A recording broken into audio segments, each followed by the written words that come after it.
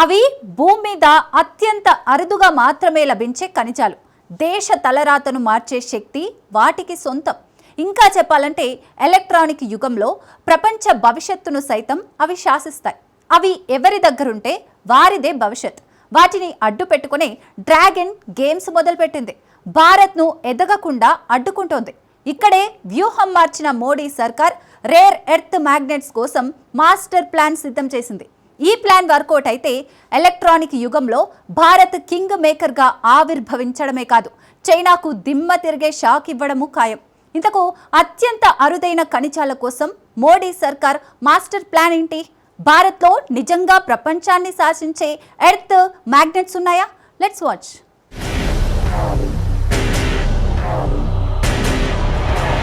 Rare earth magnets కోసం వ్యూహం మార్చిన మోడీ సర్కార్. దేశీయంగా తవ్వకాలు జరపాలని డిసైడ్ అయిన ఇండియా.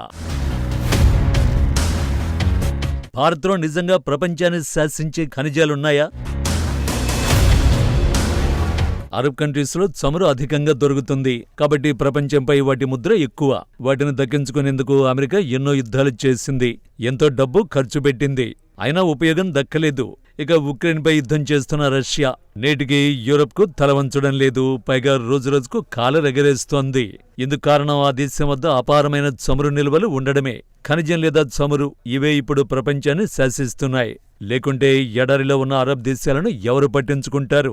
సగం యూరప్లో సగం ఆసియాలో ఉండే రష్యాను ఎవరు లెక్క చేస్తారు? మన దేశానికి వస్తే ప్రపంచంలోనే అత్యధిక జనాభా ఉన్న దేశం కాబట్టి చమురు అవసరాలు ఎక్కువ, ఖనిజ అవసరాలు కూడా అదే స్థాయిలో ఉంటాయి. దీనికోసం మన విదేశీ మార్గద్రవ్యాన్ని ఎక్కువ మొత్తంలో ఖర్చు పెట్టాల్సి వస్తోంది. ఒకవేళ అనుచిత పరిస్థితులు ఏర్పడితే ఆ భారం ప్రజలపై పడుతుంది. ధరలు పెరగడంతో ప్రభుత్వంపై ఒత్తిడి అధికమవుతుంది. అదే మనకు ప్రపంచానికి ప్రాణం పోసే అరుదైన ఖనిజాలపై పట్టు ఉంటే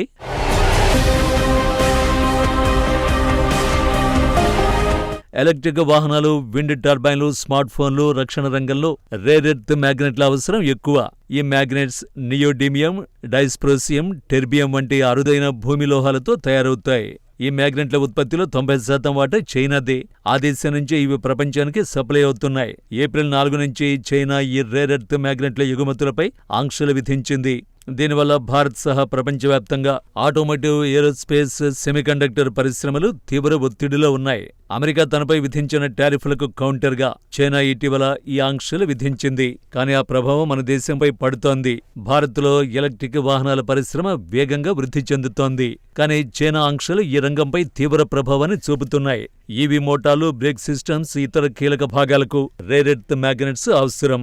భారత్ తన రేర్ ఎర్త్ మ్యాగ్నెట్లలో ఎక్కువ భాగం చైనా నుంచి దిగుమతి చేసుకుంటోంది. ఈ ఆంక్షల వల్ల సుజుకి మోటార్ వంటి కంపెనీలు తమ స్విఫ్ట్ కార్ల ఉత్పత్తిని తాత్కాలికంగా నిలిపేయాల్సిన పరిస్థితి వచ్చింది.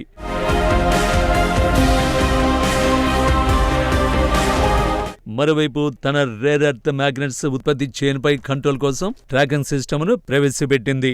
దీనివల్ల ఈ మ్యాగ్నెట్ల ఎగుమతులపై శాశ్వత ఆంక్షలు పెట్టొచ్చు.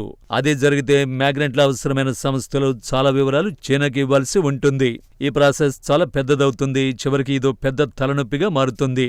దీనివల్ల అమెరికాకు ఇబ్బందులు ఎదురవుతాయని, తమతో రాజీకి వచ్చి టారిఫ్లు తగ్గిస్తుందని చైనా భావిస్తోంది. కానీ ఈ రెండు దేశాల టారిఫ్ వార్లో భారత్ వంటి దేశాలు నలిగిపోతున్నాయి. చైనా ఆంక్షలు ఇప్పటికే భారత ఈవీ తయారీదారులకు సప్లై చైన్ సంక్షోభాన్ని సృష్టించాయి. బజాజ్ ఆటో, టీవీఎస్ మోటార్ వంటి కంపెనీలు జూలై ముగిసేలు తమ ఉత్పత్తి నిలిచిపోయే ప్రమాదం ఉందని హెచ్చరించాయి. చైనా నుంచి వచ్చే మ్యాగ్నెట్లను సైనిక లేదా రక్షణ రంగంలో వాడము అని సప్లైదారులకు భారత కంపెనీలు హామీ ఇవ్వాల్సి వచ్చింది. అయినప్పటికీ ఈ మ్యాగ్నెట్లను ఇండియాకు పంపేందుకు దరఖాస్తు ప్రక్రియ కష్టంగా మారింది. ఈ క్రమంలోనే చైనాపై ఆధారపడకుండా భారత్ సొంత రేర్ ఎర్త్ మెటల్ తవ్వకాలు, ప్రాసెసింగ్ చేపట్టడం బెటర్ అని నిపుణులు అభిప్రాయపడ్డారు. ఇప్పుడు మోడీ సర్కార్ అది చేస్తోంది.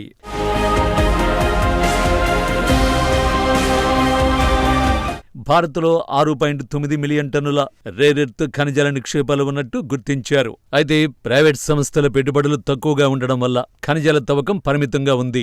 ఈ క్రమంలోనే మోడీ సర్కార్ ఒక మాస్టర్ ప్లాన్ సిద్ధం చేసింది.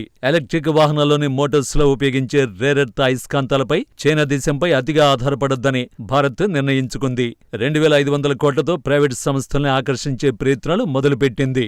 ఈ పాలసీకి సంబంధించి ఇప్పటికే బ్లూ ప్రింట్ తయారైంది. త్వరలోనే దీనిని కేబినెట్ ఆమోదం కోసం సమర్పించే అవకాశం ఉందని బ్లూంబెర్గ్ నివేదించింది.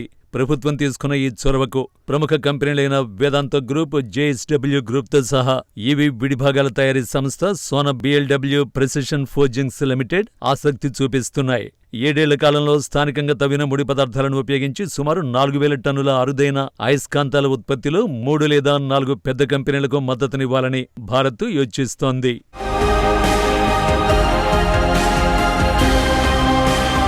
ప్రతిపాదిత బ్లూ ప్రింట్ ప్రకారం కంపెనీలు 500 టన్నుల నుంచి 1,500 టన్నుల మధ్య వార్షిక ఉత్పత్తి సామర్థ్యాల కోసం వేలం వేస్తాయని బ్లూంబెర్గ్ నివేదించింది. ప్రస్తుతం భారత్లో ఎలక్ట్రిక్ వాహన రంగం వేగాన్ని పుంజుకుంది.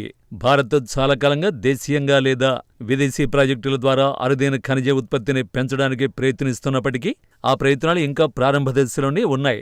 సబ్సిడీలు లేకుండా భారత్లో ఈ తరహా అయస్కాంతాలను ఉత్పత్తి చేయడం దాదాపుగా అసాధ్యం. అందుకనే ఆసక్తి చూపించే కంపెనీలకు ప్రోత్సాహకాలిచ్చేందుకు భారత ప్రభుత్వం సిద్ధమైంది.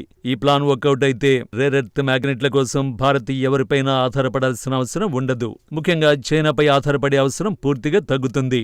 అంతేకాకుండా దిగుమతుల భారం తగ్గి భారత్ ప్రపంచంలోనే అతిపెద్ద ఈవీ మార్కెట్గా అవతరించే అవకాశం వస్తుంది. అదే జరిగితే అభివృద్ధి చెందిన భారత్ కల కూడా ఆటోమేటిక్గా నెరవేరుతుంది.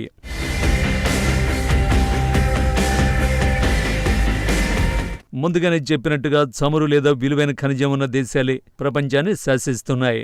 చైనా 2వ అతిపెద్ద ఆర్థిక వ్యవస్థగా ఉంది. అంటే దానికి కారణం ఖనిజమే. అంతేకాదు తన వద్ద ఉన్న అపారమైన విదేశీ మార్గద్రవ్య నిల్వల వల్ల ఇతర దేశాల నుంచి వివిధ రకాలైన ఖనిజాలు దిగుమతి చేసుకుంటోంది. ఒకవేళ ఏదైనా సంక్షోభం ఏర్పడితే తాను చెల్లించిన దానికంటే రెట్టింపు వసూలు చేస్తుంది. ఈ విధానం పాటిస్తోంది కాబట్టి చైనా తిరుగులేని శక్తిగా నిలిచింది. మన దేశంలో 6.9 మిలియన్ టన్నుల రేర్ ఎర్త్ నిక్షేపాలు ఉన్నట్టు తేలింది. ఇవి ప్రపంచంలోనే 5వ అతి పెద్ద నిల్వలుగా చెబుతున్నారు. కాబట్టి భారత్ కూడా ప్రపంచంపై గుత్తాధిపత్యం సాధించే రోజులు ఎంతో దూరంలో లేవు. ఇదంతా జరగాలంటే ముందు తవ్వకాలు మొదలవ్వాలి. ఆ దిశగా ప్రభుత్వం చేస్తున్న ప్రయత్నాలు రిజల్ట్ ఇస్తే భారత్ రూపురేఖలే మారిపోవడం ఖాయం.